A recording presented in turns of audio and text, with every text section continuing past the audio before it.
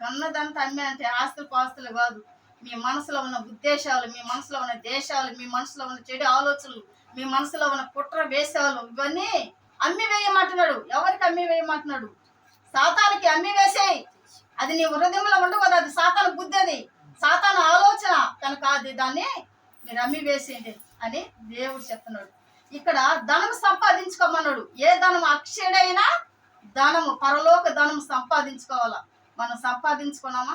ఎంతసేపటికి మనం ఈ ఇకాలోకం లేక భాగం లేక మనము అది సంపాదించుకోవాలి, ఇది కట్టుకోవాలి, అది చేయాలి, ఇది చేయాలని ఆలోచిస్తున్నామే కానీ అసలు నిజంగా నేను ఏది సంపాదిస్తున్నాను అనే మనసు, మైండ్ మనకు రావడం లేదు. ఎందుకు రావడం లేదంటే నువ్వు అక్షయుడైన ధనం సంపాదించుకుంటేనే కదా నీవు ఆరోగ్యంగా ఉండగలవు. అక్షయుడైన ధనం సమకూర్చుకొని నీకు నీ బిడ్డలకు సంపూర్ణమైన ఆరోగ్యము నువ్వు ఇవ్వగలవు.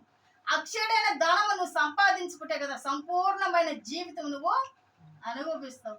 అది ఏది సంపాదించుకోకుండా మనం ఏం చేస్తున్నామంటే ఇక్కడ ఏది సంపాదిస్తున్నాం? ఈ లోక సంబంధమైన వాటినే వెతుకుతున్నామే కానీ పరలోకమైన వాటిని మనం ఏది కూడా వెతకటం లేదు. యక్షుడైన ధనమును ఏదైతే సంపాదించుకుంటారో, ఎవరైతే సంపాదించుకుంటారో వాళ్ళకి అనుగ్రహింపబడి ఉందంట. అది దేవుడికి ఇష్టమే ఉందంట. నువ్వు తీసుకుంటావా? ఇదిగో నా ధనం అంతా నువ్వు తీసుకొని నీకు ఇష్టంగా ఉందా నాకు ఇవ్వాలని అనుకున్నాం. కానీ ఆ ధనాన్ని మనం ఏం చేసుకున్నాం? కాలదనుకుంటున్నాం. ఎందుకు కాలదనుకుంటున్నాం? ఆ ధనాన్ని మనం ఆలోచించే తీరిక లేదు, ఆయన స్నేహం చేసే తీరిక లేదు, ఆయన ఏం చెప్తున్నాడు వినే తీరిక మనకు లేదు. మన సమయాన్ని అంతా ఎక్కడ పోనిస్తున్నాము? ఈ లోక సంబంధమైన వాటి మీదనే మనం సమయాన్ని పోనిస్తున్నాము.